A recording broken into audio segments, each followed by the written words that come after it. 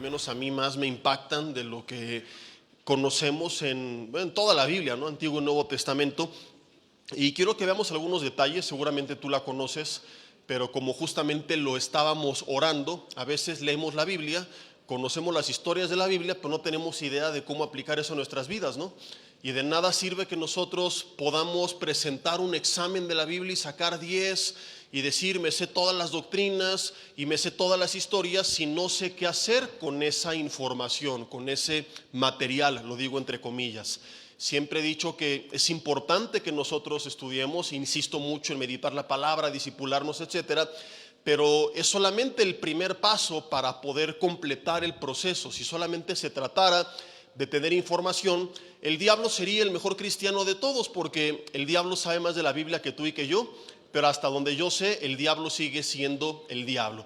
Entonces no solamente se trata de conocer, sino de saber qué hacer con ese conocimiento. Y pasa mucho, y ha sucedido desde los tiempos de Cristo, ¿verdad?, que cristianos de repente se envanecen por el conocimiento y se olvidan de 1 Corintios 8:1, que dice que el conocimiento sin amor pues nos va a envanecer. Se olvidan lo que Santiago dijo al grupo de cristianos en Asia, a los que les escribió, cuando les recuerda que no solamente había que ser oidores. Ojo, porque hay dos extremos. Hay gente que dice, no, la doctrina no sirve, no hay que estudiar, solamente lo que Dios vaya revelando, aleluya. El pretexto de los holgazanes para no estudiar la Biblia. Dile al de lado, ya te cacharon, le contaron al pastor tu historia y está hablando de ti, ¿verdad? Entonces no, eso no es correcto. Pero el otro extremo de creer que solamente tener información será suficiente, tampoco lo es, ¿verdad? Santiago dice, no solo hay que ser oidores, sino también hacedores. Entonces quiero que volvamos a ver esta historia, pero tratando de ponernos en sus zapatos y entender los principios, porque a lo mejor hay situaciones que de forma explícita tú no vas a vivir. Es decir, aquí a nadie se le va a amenazar con ser echado en un horno literalmente de fuego si no se inclina ante un ídolo de 20 metros de altura. Entonces el problema es que mucha gente dice, bueno, como yo no voy a pasar por algo idéntico a lo que ellos vivieron, esta historia a mí no me sirve. Hay que entender que a veces lo que nos enseña la Biblia a través de las historias no son ejemplos que vamos a vivir exactamente de la misma forma que ellos, pero sí nos deja principios de vida, porque de una forma similar, en otro contexto, vamos a volver a pasar por la misma situación.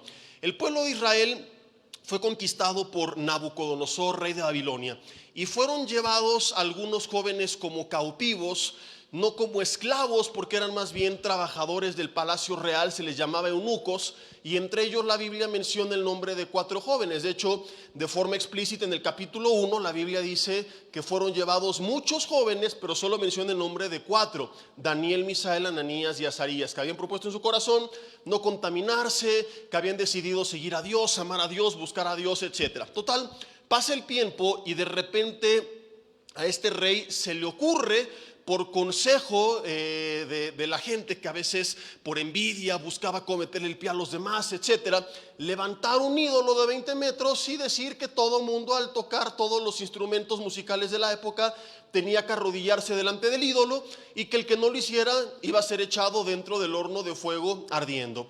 Y de aquí nace el título de este mensaje, que es La prueba de fuego, donde veremos cómo nosotros de otras formas pasamos exactamente por la misma situación que vivieron estos jóvenes. ¿Cómo enfrentar esa prueba de fuego? ¿Por qué Dios permite la prueba de fuego?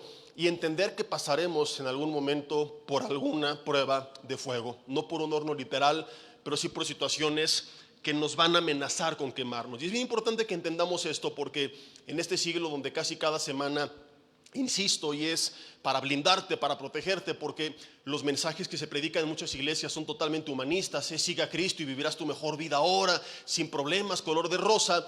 El problema con esto es que es muy bonito ese mensaje al presente, ¿verdad? Y es algo motivado de la iglesia, pero cuando la gente en el mundo real enfrenta problemas, enfermedades, crisis, suegras y cosas terribles que vienen a quitarle la paz a la humanidad, ¿verdad? La gente se pregunta, ¿y por qué, si yo amo a Dios, si yo busco a Dios, si yo fui a la iglesia, si yo oré, si yo creí, ¿verdad? porque les dijeron que si buscaban a Jesús todo iba a ser color de rosa, porque así se presenta Jesús, como un candidato político con un montón de propuestas, ¿verdad? Que si tú lo aceptas en tu corazón, Él va a transformar tu vida. Y no me malentiendan, sí, venir a Cristo es lo más maravilloso que existe, pero a veces para nuestra carne habrá peligros. Para nuestra vida, humanamente hablando, habrá riesgos y habrá amenazas. Seguir a Jesús es maravilloso y es la mejor decisión que tú puedes tomar, pero requiere valor.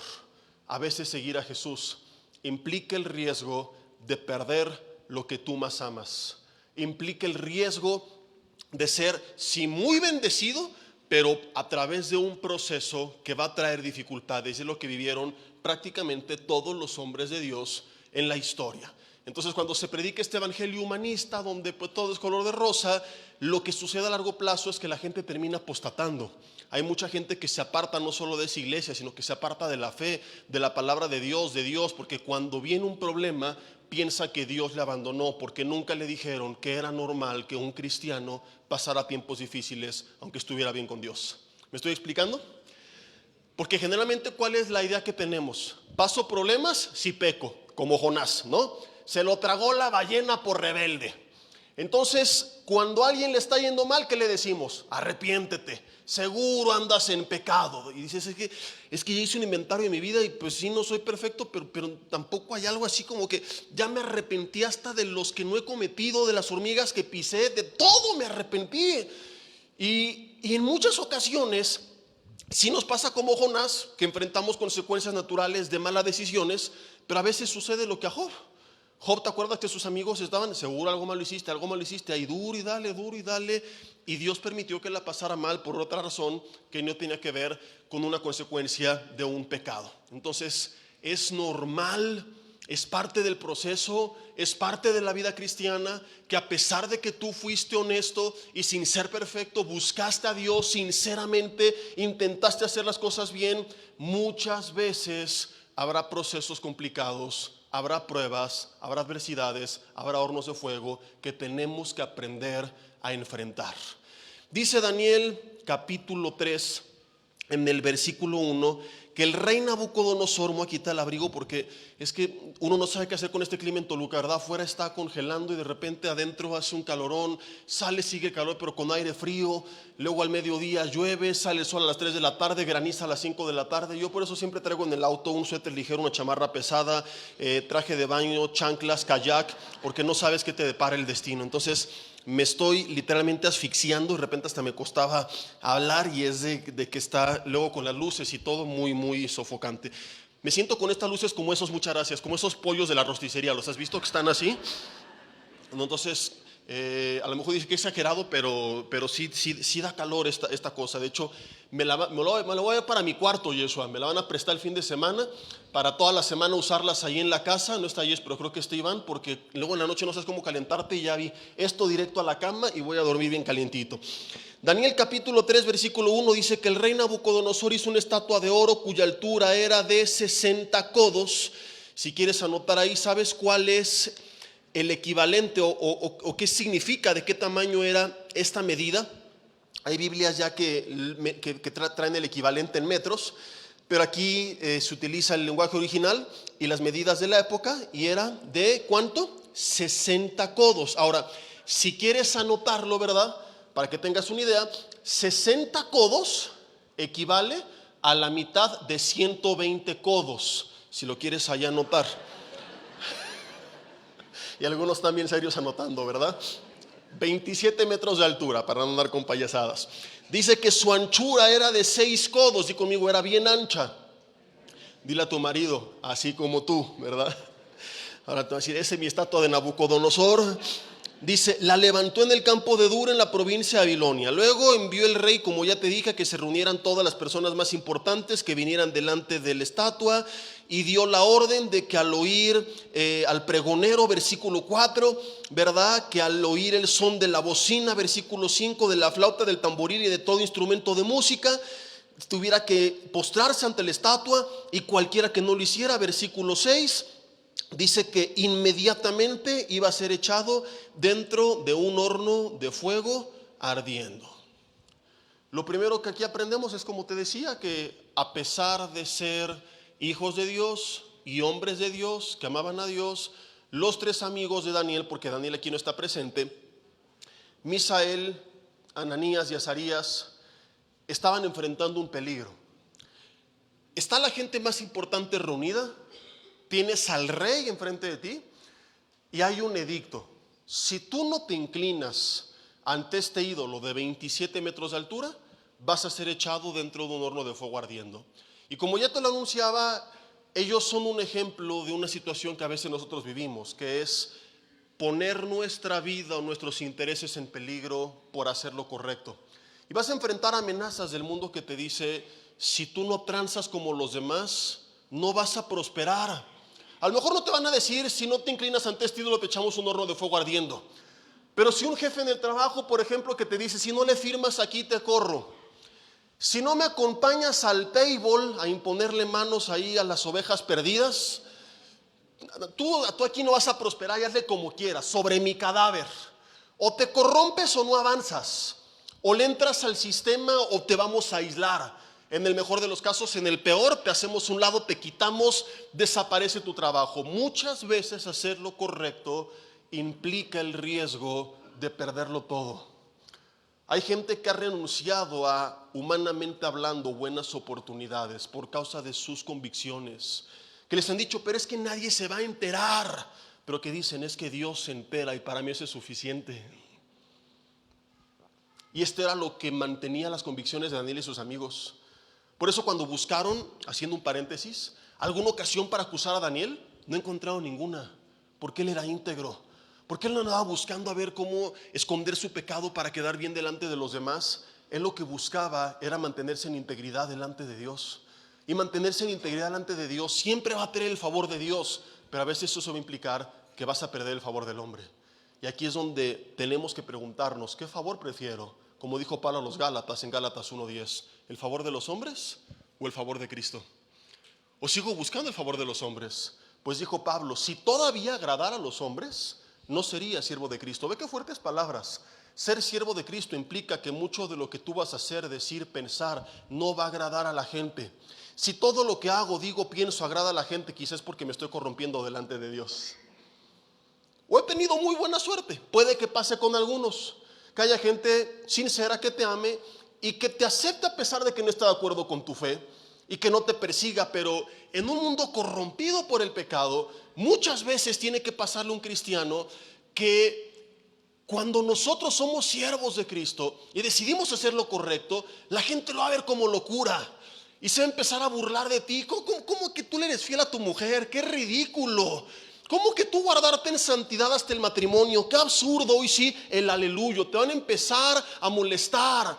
Puede que te empiecen a hacer bullying en la escuela, puede que te empiecen a hacer bullying en tu trabajo. Es parte del proceso. Y cuando enfrentamos todo eso, hay algo que tiene que emocionar nuestro corazón, y es decir, Señor, gracias, porque a lo mejor no tengo el favor de toda esta bola de infelices, de ovejas por las que hay que orar, pero tengo tu favor y con eso me basta. Te tengo a ti. Si tú con nosotros, ¿quién contra nosotros? Y si tú estás conmigo es suficiente, y no voy a cambiar eso por quedar bien delante de la gente. Seguir a Dios a veces te puede costar caro. Seguir a Dios es emocionante, es precioso. Serle fiel, buscarle, rendirle tu vida es la mejor decisión que puedes hacer. Pero vuelvo a insistir, durante muchas ocasiones parte del proceso implicará que mantener tus convicciones te cueste perder el favor de la gente, amistades de la gente, un trabajo, recursos. Inclusive es muy probable que a veces por causa de tu fe tengas que romper relación con la gente que más amas. Di conmigo, uyuyuy, ay, ay, ay. Y no porque tú digas, oh, son pecadores, aleluya, sino porque a veces, como Jesús dijo, por nuestras convicciones, Él puso a padre contra hijos, a la suegra contra el yerno. ¿Cuántos dicen amén por esa palabra, verdad? Lo dijo Jesús, a mí no me vean feo, ¿verdad? Echen la culpa a Él, ¿no? Al hermano contra la hermana. Pero nosotros tenemos que buscar, como dijo Pablo, mientras sea posible, tratar de estar en paz con todos los hombres. Pero a veces no va a ser posible. A veces la gente te va a rechazar. A veces tendrás que poner tu distancia. Nos toca muchas veces en el liderazgo por causa de buscar ser fieles a la obra de Dios, al cuerpo de Cristo, tener que tomar decisiones complicadas con la gente que amamos, tener que tener una separación con personas que amamos porque antepones tu fidelidad al reino de Dios. Y eso no es fácil. Hablarlo es bien sencillo. Cuando te toca vivirlo, es otra cosa. Pero ahí es donde una delgada línea separa dos grupos de personas: Misael, Ananías y Azarías y Daniel, quienes fueron recordados por los siglos de los siglos hasta la fecha por nombre y apellido, y aquellos jóvenes que se corrompieron, cuyos nombres no sabemos porque la Biblia se limita a decir: entre estos estaban Misael, Daniel, Misael, Ananías y Azarías. Los demás quedaron en la historia como un entre estos en el capítulo 1 de Daniel. Y es que solamente aquellos que mantienen su fe y sus convicciones a pesar de las posibles consecuencias son quienes Dios va a usar y con quienes con su vida va a hacer historia. Los demás van a pasar bajo la sombra del anonimato, viviendo como turistas en este mundo sin jamás haber entendido cuál fue su propósito, simplemente parte del montón. Y la pregunta es: ¿quién queremos ser nosotros el día de mañana? Haber venido a esta vida a sobrevivir nada más, a dar vueltas, a vagar, no saber ni por qué estuve aquí, alcanzar todo lo que quise y darme cuenta que nada de eso me llenó. O que Dios cumpla el propósito que tenía en mi vida, y terminar como Pablo diciendo: acabé la carrera. Y a veces la separación viene a través de la prueba. Y es la primera razón por la que Dios permite, mis hermanos, los diferentes hornos de fuego. Jesse, ¿no es una alegoría mal aplicada que estás haciendo? No, yo siempre tengo mucho cuidado que cuando enseño algo partiendo de lo implícito, lo pueda confirmar con lo explícito, dejando que la Biblia se interprete a sí misma, porque de lo contrario caemos en interpretaciones personales. Y es un consejo que te doy, haciendo un paréntesis bien importante en estos tiempos de tanta herejía, mentira y manipulación, donde la gente agarra de historias y esto significa esto y esto aquello y esto lo otro, y dame tu cartera, ¿no? ¿Sí o no? O sea, estás en un menjurje para terminarte extorsionando. Entonces, fíjate, vamos a ver lo que dice Primera de Pedro, capítulo 1, versículo 7. Ya de forma explícita, Primera de Pedro, capítulo 1, versículo 7 dice: para que sometida a prueba vuestra fe, di conmigo, para que sometida a prueba mi fe, dile al de al lado: tu fe va a ser probada. Ahora digan conmigo: no, que no. Que no le digan, que no le cuenten. Dice: mucho más preciosa que el oro, el cual aunque perecedero se prueba con fuego, se hallada. O sea, el propósito no es quemarte, es purificar tu fe en alabanza, gloria y honra cuando se ha manifestado Jesucristo. La fe se compara con el oro, dice que es más preciosa que el oro, pero que el oro se prueba con fuego. Es parte del proceso de la purificación de los metales preciosos. Isaías 48:10 dice: he aquí te he purificado, y no como la plata. Te he escogido. Adivina qué dice. ¿Qué se predica hoy en día? Dios te eligió para que seas millonario, ¿sí o no? Hasta se paran así como le estoy haciendo, ¿no? Hice el sketch completo y no lo vieron, ¿no? Y tengo una palabra para ti este año, dice el Señor: te he elegido para que vayas a las naciones y te van a conocer, impondrás tus manos sobre enfermos y sanarán, y milagros. Y empiezan a hablar, como dice Jeremías 23, visión de su propio corazón o de la palabra de Jehová, porque no tienen comunión con Dios, no tienen idea que Dios dice, entonces inventan que Dios dijo cosas que Él dice. Yo nunca les dije que dijeran.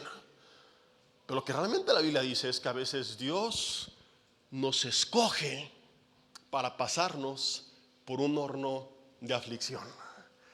He aquí te he purificado, y no como la plata, te he escogido en horno de aflicción.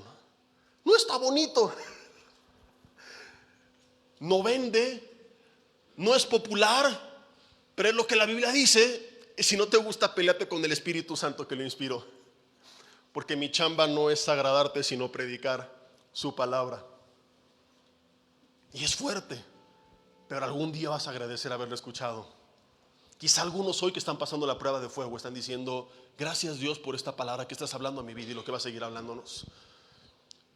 Porque yo voy a pararme, ¿no? El Señor te escogió para que seas popular y famoso y conquiste las naciones. Y quizás sí le estoy diciendo que no. Pero cuando todo es manipulación de emociones y te encuentres por la prueba de fuego y digas: y el Señor no que me escogió para todo lo demás, porque no te dijeron que a veces también escoge para pasarte por hornos de fuego. La buena noticia es, porque quedaría incompleto si no te digo el resto, no es para quemarte, es para purificarte. No es para tu destrucción, es para tu bendición. El resultado va a ser bueno, pero el proceso no te va a gustar. Es como la comida que te daban cuando eras niño. ¿O no fastidias a tus hijos así? Trágate esto, y nada, que te lo tragues. ¿Y por qué? Porque eres una bruja malvada, perversa. Y está tu hijo en las noches: Cruella de Vil. ¿No? ¿Es porque eres Cruella de Vil? ¿Viste una película de Disney? ¿Viste una bruja? Ja, ja, ja, ja, se va a molar mi hijo. No. Di conmigo: a veces lo hago sufrir. No los escucho porque lo amo. Y tú sabes que eso que está en el plato para él es asqueroso. Vieras cómo fastidiamos a mi hija para que tome agua porque no le gusta tomar agua, y se aceptan consejos, ¿verdad? Porque necesitamos estrategias. Y no es para fastidiar a la vida, al contrario, es para evitar que se la fastidie. O sea, algún día los hijos darán gracias de aquello que sus padres hicieron y que ellos veían como una tortura. Ellos de niños no entienden por qué lo mandas a torturarse en un lugar llamado escuela durante tantas horas al día. Pero no es realmente para torturarlo, es por su bien. Y así a veces Dios nos pasa por hornos de fuego y no entendemos por qué, pero cuando salgamos purificados, vamos a decir gracias. Porque lo primero que Dios hace a través de la prueba, mi hermano, es purificarnos. ¿Cómo? Porque en la prueba solamente tenemos una opción, que es o rendirnos a Él o rendirnos a Él. Yo no puedo decirte si hay un propósito particular, porque eso te corresponde a ti, como Santiago 1 dice. Pide a Dios sabiduría y te la dará. A veces llegan: pastor, me está pasando esto, aquello y el otro, y mi hijo se fue, y mi perro me mordió, y se descompuso el microondas, y se me cayó el techo, y quiero que me diga por qué. Le digo: si es tu vida y no tienes idea, ¿yo qué voy a saber?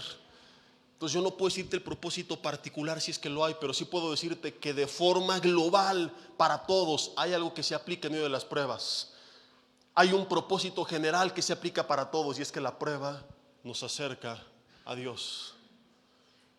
Que a veces estábamos tan confiados porque había salud, dinero, amor, paz, prosperidad, que nos empezamos a apartar de Él, olvidando que lo necesitábamos. Hay mucha gente que tú ves que empieza, entre comillas, a prosperar, se deja de congregar, se deja de discipular, deja de orar, deja de leer la Biblia, empieza con unas vacaciones espirituales y de repente se aparta por completo de Dios. Y tarde o temprano su vida es un desastre, no porque Dios la castigó, sino porque separados de Él nada podemos hacer.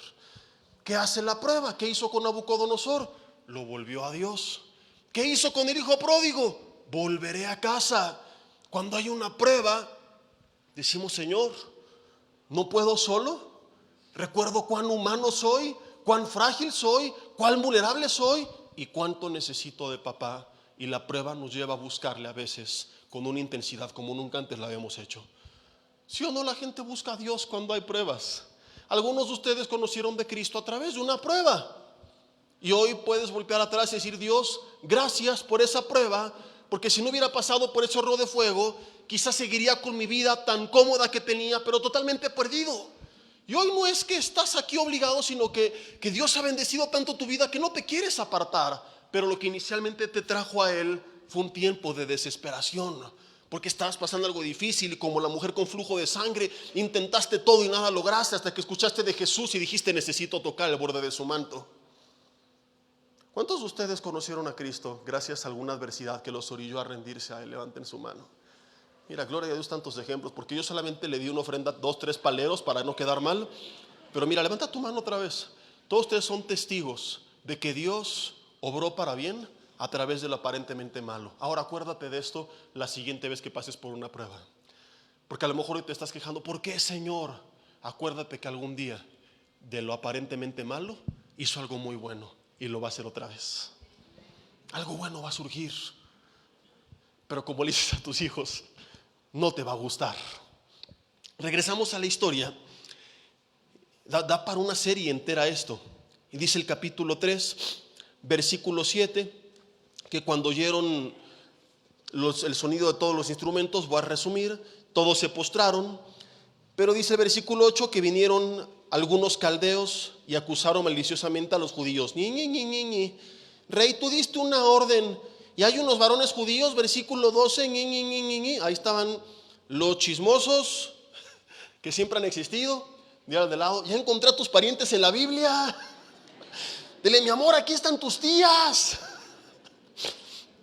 Hay unos varones judíos, los cuales pusiste sobre los negocios de la provincia de Babilonia. Les mencionan por su nuevo nombre que les habían puesto, Sadrach, Mesach y Abed-Negó, que eran Misael, Ananías y Azarías. Y le dicen, rey, no te han respetado, ni adoran tus dioses, ni adoran la estatua de oro que has levantado. El rey los mandó llamar. Están enfrente de Nabucodonosor, versículo 14, que les dijo, es verdad, Sadrach, Mesach y Abed-Negó, que ustedes no honran a mi Dios, ni adoran la estatua de oro que he levantado. Ahora pues, ¿están dispuestos para que al oír el son de la bocina, de la flauta, del tamboril, del arpa, del salterio, de la zampoña y de todo instrumento de música, se postren y adoren la estatua de oro que he hecho? Porque si no lo hacen en la misma hora, van a ser echados en medio de un horno de fuego ardiendo. Y los reta, ¿qué Dios será aquel que los libre de mis manos? Ya no solamente dice del horno de fuego, y de mis manos. O sea, aunque caiga una tormenta y el horno se apague, de mis manos nadie los va a salvar. Ve, el reto de Nabucodonosor no es, ¿y qué Dios será aquel que los libre del horno de fuego? Es, ¿qué rey, qué Dios será aquel que los libre de mis manos? Porque Dios pudo preservarlos del horno de fuego. Casi siempre hay un error que cometemos, incluyéndome. Cuando hablamos de lo que Dios hizo, señalamos que el milagro fue preservarlos del horno de fuego. ¿Estamos de acuerdo? Siempre esta es la línea de la enseñanza. Y Dios los guardó. Vamos a ver que eso fue lo que pasó. Y no se quemaron. Pero saliendo del horno el rey les pudo cortar la cabeza.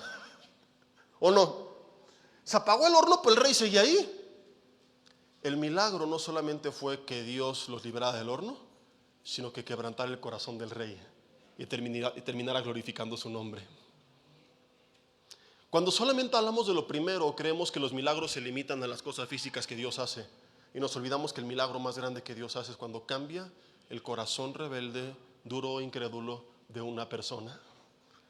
Dios los libró de sus manos, salvándolos del horno y cambiando su corazón. Pero antes de ir a esa parte, me estoy adelantando, te quiero contar rapidísimo, en menos de un minuto, un poco de Nabucodonosor, rey de Babilonia, experto militar. Año 597 se apodera de Jerusalén, la destruye, incendia los edificios, derrumba los muros. Cuenta la Biblia que un hombre llamado Sedequías se rebela contra Nabucodonosor. Y te voy a contar lo que hizo con este rebelde para que sepas quién es el rey que dice, y quién te librará de mis manos.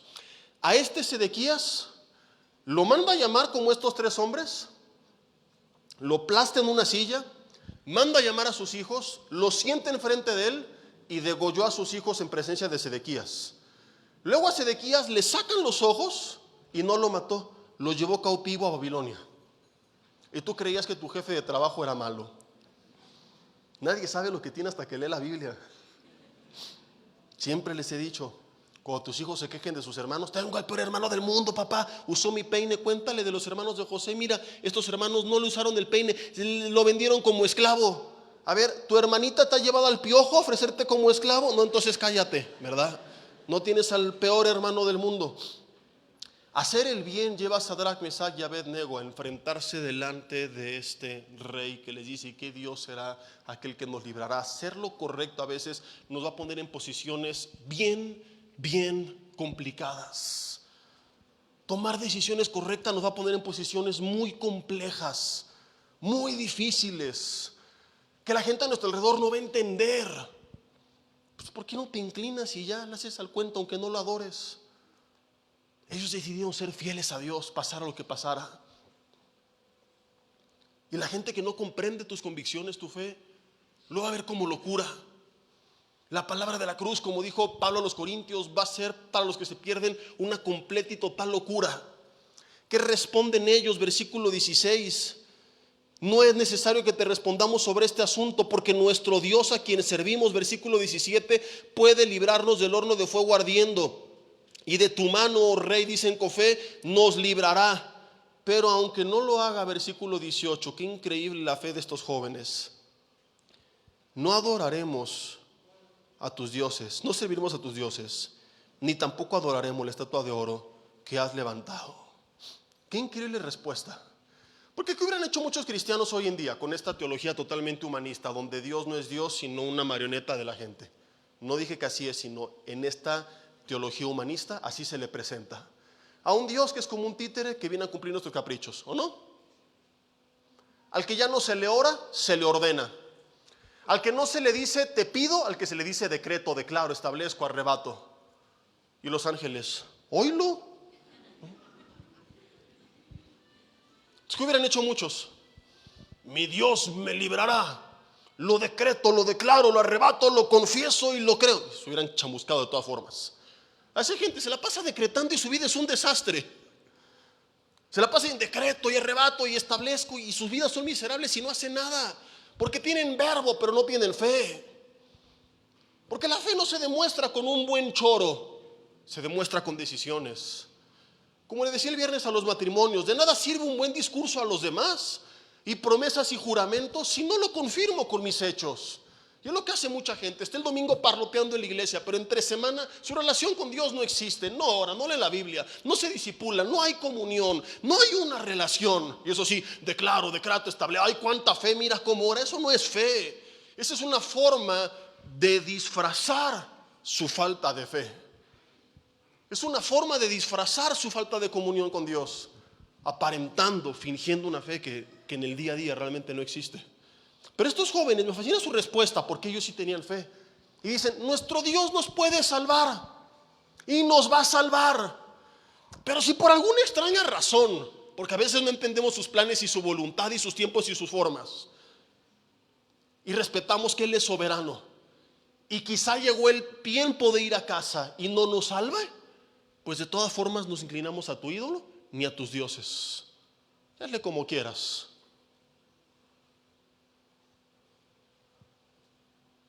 Qué increíble la convicción de estos jóvenes. Y es el tipo de fe verdadera que deberíamos de tener. Señor, yo creo que tú me puedes rescatar.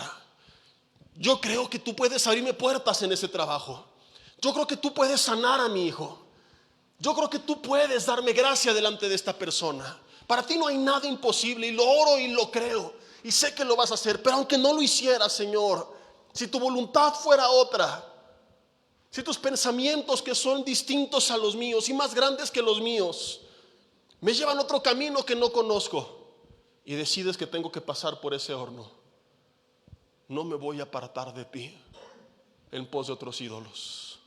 Te seguiré adorando, te seguiré sirviendo. Mucha gente adora a Dios cuando todo es color de rosa. Cuando son amenazados, su fe se chamusca. La prueba de fuego confirma que nunca tuvieron fe, que era una fe falsa. La prueba de fuego sirvió para darse cuenta de dónde están en realidad, y entonces arrepentirse genuinamente y entregar su vida a Cristo. La fe verdadera no es que todo lo va a entender. A veces vas a decir, Señor, no entiendo esto, no me gustó.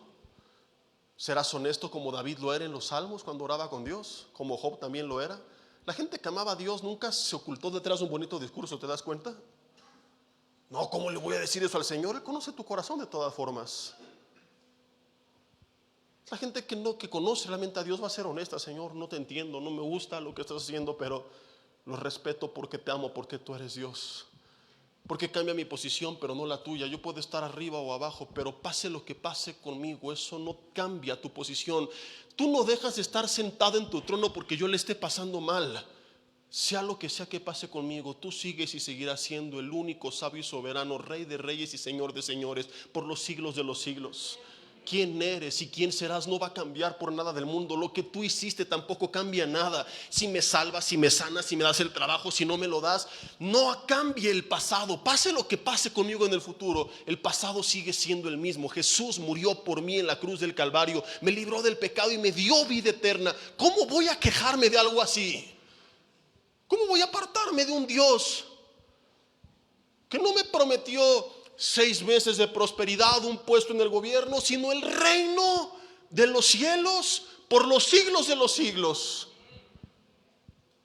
Sería absurdo quejarnos y no seguirle amando cuando creemos realmente lo que hizo y lo que va a hacer. ¿Estamos de acuerdo? Si una agencia de viajes te ofrece un paquete, supongamos, a Cancún, y un mes antes te dicen, ¿qué cree que? Híjole, sobrevendimos su paquete, está Cancún saturado, no hay lugar en ningún hotel porque va a jugar ahí el América y como es el mejor equipo de México, todo mundo lo quiere ver y está sobrevendido. Pero en compensación por este mal rato que le estamos haciendo pasar, mire, en un mes no se va a ir a Cancún, pero en 2 meses, en vez de una semana a Cancún que había pagado, lo mandamos un mes a Dubái, un mes a Europa, un mes a las Islas Griegas y otro mes a donde usted le dé la gana. Todo pagado. Oiga, pero mi jefe no marcha. No se preocupe, ya hablamos con su jefe. Le va a duplicar el sueldo para que tenga ahí para los souvenirs. Pero en el vuelo a Dubái resulta que por las rutas, pues tiene que hacer escala. 3 noches en San Juan de las Tunas el chico y no está padre. ¿Te quejarías de San Juan de las Tunas el chico cuando sabes todo lo que viene después? ¿Por qué no te quejarías? Porque sabes que lo que viene a continuación es maravilloso. De igual forma, cuando yo realmente le creo a Dios acerca de mi destino eterno, que no son 4 meses en el reino, en el resto del mundo, sino la eternidad en el reino de los cielos, en el cielo que es maravilloso, y si no lo sabes es porque no has leído de él. Te recomiendo mucho el libro del cielo, que tuvimos ahí un tiempo y no los pelaron, ojalá que todavía haya, porque mucha gente piensa que el cielo es estar en un arpa, en una nube con una arpa vieja tocando por los siglos de los siglos, ¿verdad? Y es maravilloso, es increíble lo que haremos, las actividades, toda la vida que tendremos en el cielo. Cuando tú en verdad crees eso, dices, Señor, no me gustan estos 3 días en San Juan de las Tunas el chico, no me gusta este periodo por el horno de fuego, pero le entro porque sé lo que viene. Por eso Pablo decía, para mí el vivir es Cristo y el morir no es tragedia, es ganancia. Porque él sabía quién era, a quién servía y a dónde iba. Cuando tú sabes quién eres, a quién sirves y a dónde vas, ni aún la muerte puede hacer que tú te apartes de tu fe. Por eso dijo Pablo, ¿quién nos separará del amor de Cristo? Tribulación, angustia, persecución o espada, hambre, peligro, desnudez. Dice, estoy seguro, Romanos 8, que ni la muerte, ni la vida, ni lo pasado, ni lo presente, ni lo porvenir, ni principados, ni potestades, ni lo alto, ni lo profundo. Y si alguien le siguiera preguntando, y esto Pablo tampoco, y esto tampoco, dice, mira, olvídate de preguntas, ni ninguna otra cosa creada, nada en el tiempo, espacio y materia nos puede separar del amor de Dios que es en Cristo Jesús. Cuando tú crees esto, puedes pararte con la convicción de estos 3 jóvenes y decir, Señor, creo que me puedes rescatar, pero aunque no lo hicieras, te seguiré adorando. Creo que puedes hacer el milagro, pero aunque no lo hicieras, te seguiré adorando. ¿Qué pasa con esta respuesta? Vamos a apurarnos a la recta final de este mensaje. Dice el versículo 19 que entonces el rey Nabucodonosor se llenó de ira. O sea, si ya estaba enojado, se enchiló más, porque ya estaba enojado, pero se enojó más, a tal grado que dice la Biblia que se demudó el aspecto de su rostro. ¿Te lo imaginas? Así como en las películas te lo ponen. Mira, voltea a ver a la persona que tienes al lado tuyo, dile, así como tú cuando te enojas, es muy sencillo. Y le cambia la cara y se le salen las venas, se le salen los ojos. Así estaba Nabucodonosor. El rey se enchiló durísimo, dice, contra Sadrach, Mesach y Abednego. y ordenó que el horno se calentara 7 veces más de lo acostumbrado. O sea, y bueno, y después de esto manda que hombres vigorosos, del hebreo gibar, que significa guerreros fuertes, los atasen, del hebreo kefat, que significa, perdón, del caldeo, los dos son caldeo, del caldeo aquí es kefat, que es encadenar. O sea, hombres fuertes los encadenaron, lo cual significa que humanamente hablando no tenían ninguna opción de salvarse, porque libres podían decir, a ver, por aquí le corro, por acá, pero estaban totalmente inmóviles. ¿Cómo se llama cuando tú no puedes hacer nada? ¿Cuál es este sentimiento que viene? Esta impotencia, exactamente. Porque cuando hay una prueba y dices, bueno, a lo mejor voy con este doctor, o hay falta de trabajo, pero tengo un compadre aquí en el gobierno, o mi primo y mi amigo, pero cuando estás encadenado y no hay humanamente hablando ningún medio, la impotencia a veces destruye a las personas, la sensación de no poder hacer nada. Así estaban ellos, viendo que ahora no solo están encadenados frente a un horno, sino que ese horno se calentó 7 veces más.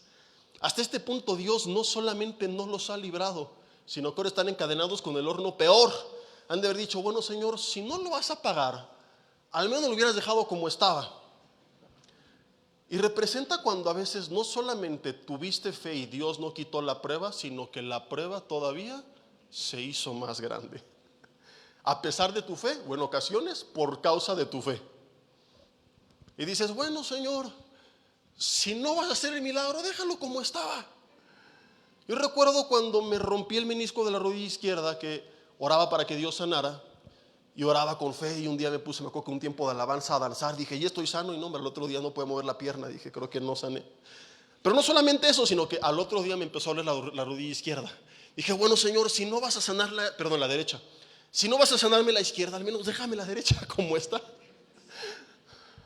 Pero ahora las dos.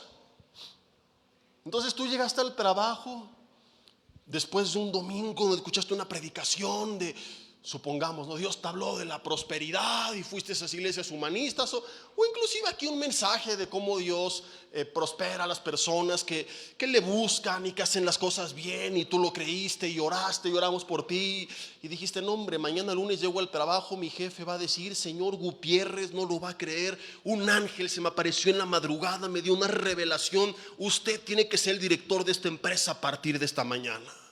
Y tú, oh, gloria a Dios. No solamente no te ascendieron, te citaron y tú creíste que te iban a citar para ascenderte, te citaron para correrte. Estabas enferma, oraron por ti, te ungieron con aceite, con aguarrás, te impusieron manos, fuiste al congreso, todo. Siguiente estudio con el doctor, no solamente no estás sana, tu proceso está empeorando. Un mensaje de los hijos, oraste por los hijos. Señor, donde quiera que estén, tócalos, quebrántalos, que vengan a ti. Y sentiste la presencia de Dios y dijiste, es el poder del Espíritu Santo. Seguramente cuando llegue a casa me va a decir, mamá, ya me arrepentí, perdóname, quiero servir a Dios, quiero ser misionero, quiero dedicarle mi vida. No solamente no se convirtió, antes tenía una religión y no era tu creencia, pero al menos creía en Dios, y era un primer gran paso. Llegas a casa y te dice, mamá, ahora ni siquiera creo en Dios, soy ateo, creo que vengo del chango. Volteas a ver a su papá y dices, es que a lo mejor tiene razón. El hijo ni se convirtió, ni se quedó como estaba, retrocedió. ¿Te ha pasado que sientes que con Cristo no avanzas, sino que además estás retrocediendo? Y una pregunta muy común, pero es que desde que me hice cristiano y antes no me pasaba esto, y viene la familia, es una maldición. Y no, estamos viendo que a veces a hombres de Dios les pasan cosas difíciles por causa de su fe. Pero continuemos leyendo la historia. Si me apoyan con el teclado, por favor. ¿Será que Dios se olvidó de nosotros? ¿Será que es lo que merecíamos? ¿Que estamos pagando por todo lo que hicimos en el pasado? Versículo 22. Dice que como la orden del rey era apremiante y lo habían calentado mucho, la llama de fuego mató a aquellos que habían alzado a Sadrach, Mesach y Abednego. Paso número 1. Dios se va a encargar de tus enemigos. Descansa. en él. Ellos no tuvieron que hacer nada. Esta gente que los echó fue la primera en ser alcanzada por las llamas de fuego, de formas que tú no imaginas. En el tiempo que tú menos esperas, Dios se va a encargar. A veces tan severo que hasta te vas a sentir mal por ellos, que dirás: ay Señor, tú no era para tanto, no me caía tan mal. Pero Dios le va a hacer saber a la gente que te rodea que con un hijo de Dios nadie se mete, que el ángel de Jehová acampa alrededor de los que le temen y los defiende. Ahora ponte del otro lado y ten cuidado con ser gandalla con un cristiano, porque tiene por padre al Rey del universo. Así como respetas a quien tiene palancas, no lo toco porque no, es que es policía, porque es amigo del diputado, porque los hijos de Dios tenemos palancas muy, muy arriba. Entonces va a aparecer un tiempo que no me hizo justicia y permitió esto, aquello y lo otro. Pero historias sobran para contarte lo que al cabo de los años terminó pasando con quienes se pasaron de rosca con los hijos del rey. Sus vidas, si no se arrepintieron, terminaron de forma trágica y miserable. No solo terminaron, sino que así vivieron. No tendrán el favor de Dios. Y a lo mejor tú los verás riéndose, pavoneándose, pero tú no tienes idea del infierno que están viviendo en casa, lo infelices que son, porque Dios ya ha comenzado a tratar con ellos. Tú descansa en Él. Tú no te afanes, no te aflijas por el malvado. Es una pregunta que no recuerdo si era Job o David o Salomón. Alguien la hizo. Lee toda la Biblia hasta que lo encuentres. Pero alguien le dijo: ¿por qué, Señor, prosperan los malos? Yo tengo un mensaje que así se llama. Está en la serie de por qué Dios permite la maldad del sufrimiento. Algún día lo vamos a compartir. No te preocupes por eso. Dios se va a encargar de hacer lo que tengan que hacer. Decía David en el Salmo 57, versículo 6: red han armado a mis pasos, se ha batido mi alma, hoyo han cavado delante de mí, en medio de él han caído ellos mismos. Pero esto no fue todo. Versículo 23: y estos tres varones, Sadrach, Mesach y Abednego, cayeron atados dentro del horno de fuego ardiendo. ¿Cómo cayeron? ¿Y en dónde? Atados adentro. Pero, versículo 24, Nabucodonosor se espantó. ¿No que muy macho? Era de estos peleoneros de barrio nada más, que no ladran, pero que a la mera de la hora son bien chillones. Se espantó y se levantó apresuradamente y le dijo a los de su consejo: ¿no echaron tres varones atados dentro del horno de fuego ardiendo? Ellos respondieron: es verdad, oh rey. Esto es maravilloso, versículo 25. Es que yo veo cuatro varones sueltos que se pasean en medio del fuego sin sufrir ningún daño. ¿Te imaginas la escena? A mí se pone la piel china cuando lees esto, trasladándote a ese momento. Y están los cuatro, dices cuatro, pero eran tres. Sigamos leyendo.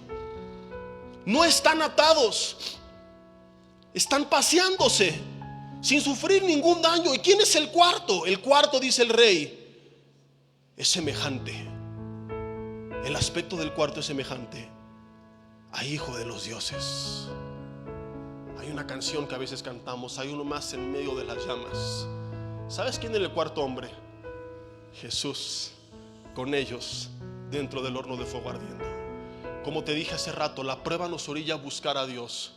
Y algo que sí o sí va a pasar es que en medio de la prueba tú vas a conocer a Jesús como nunca antes lo habías hecho. Deja de quejarte y búscale. Estás en un tiempo de crisis, de soledad. En vez de deprimirte, metido en la cama, ver televisión todo el día, búscale. Yo conocí al cuarto hombre en un año de soledad en mi vida, siendo joven o casi adolescente, joven ya. mientras muchos se hubieran deprimido y puesto tristes, decidí buscarle y fue el año más impactante de toda mi vida. Cambió mi vida ese año, porque conocí al cuarto hombre, cara a cara.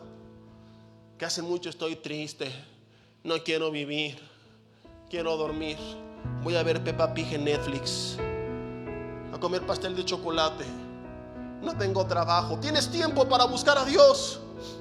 Estoy enfermo tirado en cama. ¿Tienes más tiempo para buscar a Dios? ¿Te das cuenta cómo algo que las pruebas nos dan muchas veces es tiempo?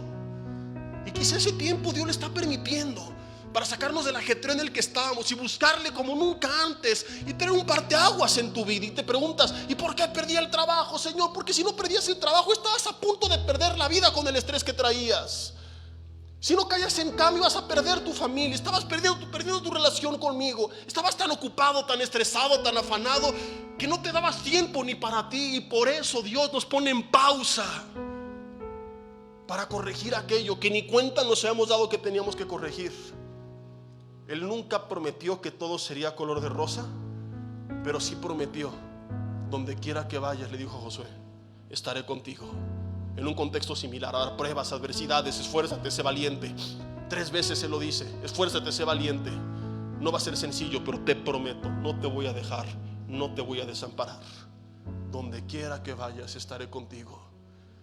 Pueden venir problemas, adversidades, hornos de fuego, pero nada de eso, como lo leímos, nos puede separar del amor de Dios, de la presencia de Dios. Lo más maravilloso es que sus enemigos fueron quemados, se encontraron con Jesús, y la Biblia dice que cayeron atados, pero se paseaban sueltos. La prueba muchas veces trae libertad, porque hay Dios quebranta, porque hay Dios pule el carácter, porque hay Dios rompe cadenas, porque hay al buscarle vicios que en tus fuerzas no podías romper, Él los destruye. El propósito de la prueba no es consumirte, es liberarte. Empezamos el mensaje creyendo: ay, qué feo que me digan que voy a pasar la prueba, pero cuando entiendes a dónde te va a llevar, entonces puedes gozarte, como dijo Santiago, no solo a pesar de la prueba, sino por la prueba, porque sabes el propósito que va a traer. Dice Lucas capítulo 4 versículo 18. Te lo voy a leer para no añadir ni quitar textualmente a estas palabras de Jesús.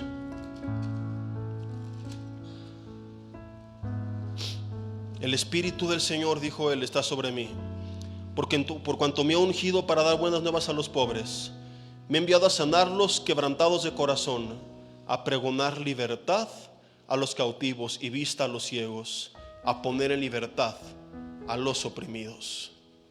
Seguimos leyendo ahí. Daniel capítulo 3, versículo 26. Dice que entonces Nabucodonosor se acercó a la puerta del horno de fuego ardiendo y dijo: Sadrach, Mesach y Abed-nego, siervos del Dios Altísimo. Y este rey que decía: ¿y qué Dios puede ser aquel que los libre? El Dios Altísimo es el que los iba a liberar. Este rey que primero cuestionaba: ¿y quién los va a liberar?, ahora está reconociendo a su Dios. Es que él conocía puros ídolos, pero no al Dios verdadero. Es que él conocía puros dioses falsos inventados por el hombre, pero no al creador del universo. Y le sigue diciendo: vengan. Y ellos salieron en medio del fuego. Se juntaron, versículo 27, los sátrapas, gobernadores, capitanes, consejeros del rey para mirar a estos varones, como el fuego no había tenido poder alguno sobre sus cuerpos, ni aun el cabello de sus cabezas se había quemado. Sus ropas estaban intactas y ni siquiera olor de fuego tenían. Terminamos la historia con el 28 en adelante. Dice: entonces Nabucodonosor dijo: bendito sea el Dios de ellos. Mi hermano, el propósito principal de la prueba, todo lo demás es parte del propósito, pero ¿sabes cuál es el más importante? Que Dios se glorifica a través de ella en tu vida. Que al pasar la prueba la gente no oiga, vea quién es tu Dios. Pero ¿cómo lo van a ver si ni siquiera hemos empezado y ya estamos renegando nosotros mismos? Ay, ¿por qué a mí me pasa esto? ¿Dónde está Dios? ¿Cómo los demás van a glorificar a Dios si ni siquiera nosotros lo hacemos? Pero cuando nos paramos con la fe de ellos, al final la gente podrá estar o no de acuerdo, decir lo que quieran, pero van a reconocer que tú sirves al único Dios vivo y verdadero. Siervos del Dios Altísimo, salgan. Y dice en el versículo 28: bendito sea el Dios de ellos, que envió su ángel. Por eso sabemos que es Jesús, porque el ángel de Jehová en el Antiguo Testamento es Cristo. Y libró a sus siervos que confiaron en él y que no cumplieron el edicto del rey, y entregaron sus cuerpos antes que servir y adorar a otro Dios que su Dios. Por tanto decreto que todo pueblo, nación o lengua que dijere blasfemia contra el Dios de Sadrach, Mesach y Abednego sea descuartizado y su casa convertida en muladar. O sea, lo sanguinario no se le quitó. Seguía siendo bien, ¿cómo se le dice? Pues sí, bien sanguinario, pero ahora al menos a favor del Dios de estos tres jóvenes. Dice: por cuanto no hay Dios que pueda librar como este. Quiero que leas conmigo esta última parte otra vez. Por cuanto no hay Dios que pueda librar como este. Y di conmigo: y este Dios es mi Dios. Amén. ¿Lo crees? Es el mismo ayer, hoy y siempre, por los siglos de los siglos, y no hace excepción de personas. Y algún día la gente va a reconocer: no hay Dios que pueda librar como este. Aún si no es en esta vida, en su segunda venida, la Biblia dice en Filipenses: toda rodilla se doblará y toda lengua confesará. Toda esa gente burlona, blasfema, que algún día te persiguió, ay sí, el aleluya, el religioso, la monja, el padrecito, los vas a ver de rodillas reconociendo: Jesús es el Señor. Todos le van a reconocer. Todos se van a humillar, pero no todos serán salvos, porque ese día para ellos será muy tarde. Te lo digo para que a ti no te aflija, que hoy se burlan, que te persiguen, esa impotencia que sientes de demostrarles quién es tu Dios. Créeme que van a saber quién es tu Dios, y sus blasfemias algún día se van a terminar, y sus burlas se van a acabar. Deja a los ateos que se siguen burlando, parloteándose, publicando memes. De rodillas estarán todos algún día. Desafortunadamente para muchos muy tarde. Para ti y para mí, gracias a Dios, no es tarde todavía. Aún si no le conoces, hoy tienes la oportunidad de venir a Él y entregarle tu vida, e iniciar no una religión, sino una relación. No un sistema, sino una comunión. Y ahí en tu lugar, cierra tus ojos y dile: Dios, te doy gracias por tu palabra. Señor, si no te conozco, te quiero conocer. Perdóname porque he pecado. Perdóname y ven a reinar a mi vida. Quiero reconocerte a ti como el único Dios vivo y verdadero, como mi Señor y como mi Salvador. Creo que Jesús murió y resucitó, y que pagó en la cruz del Calvario por mis pecados. Y te pido que con la sangre que derramó me perdones y me des vida eterna. Quiero ser tu hijo, quiero ser tu amigo, quiero serte fiel. 1, 2, digámosle todos: Dios, perdón si no he sido fiel a causa del horno. Si me corrompí por evitar problemas, me arrepiento, te pido perdón y doy en adelante, propongo en mi corazón como ellos, ser fiel, pase lo que pase, no importa la amenaza.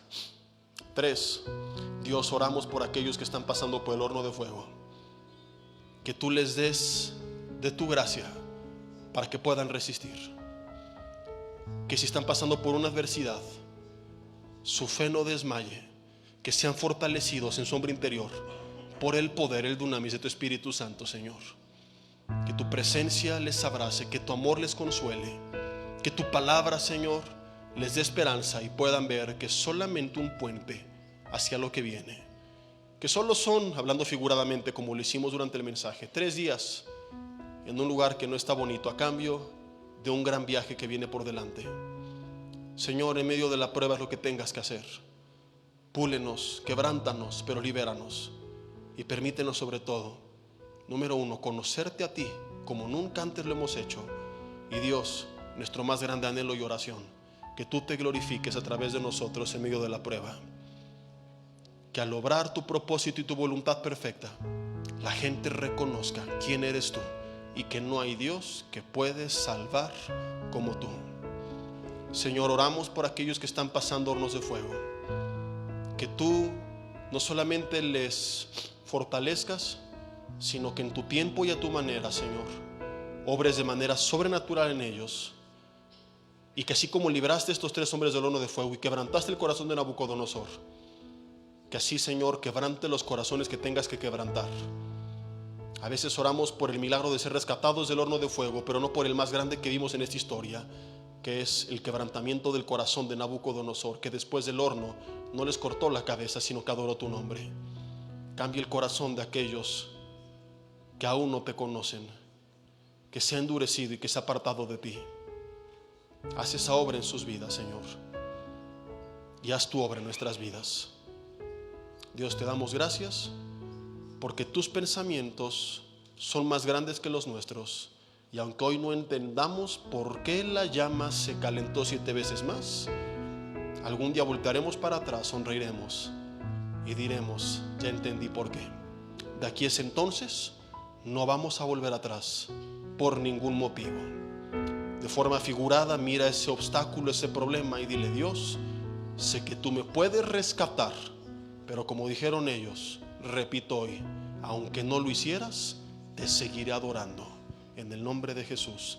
Amén y amén. ¿Qué tal? Me da muchísimo gusto saludarles y quisiera simplemente comunicarles que gracias a todos ustedes a través de todas las naciones en el mundo que aman la palabra de Dios y que realmente están interesados en que nosotros como organización Vida Nueva para el Mundo continúe predicando el Evangelio de la gracia de Jesucristo, podamos nosotros continuar haciéndolo gracias a sus donaciones.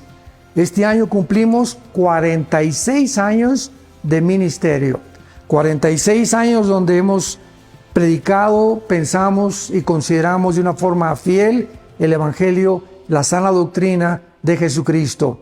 Nosotros con todas estas donaciones tenemos que sostener pastores, misioneros, obras, equipos de televisión, y aún continuamos buscando la manera de poder elevar este ministerio. Hasta este momento, quiero que ustedes estén enterados, no tenemos una sola propiedad.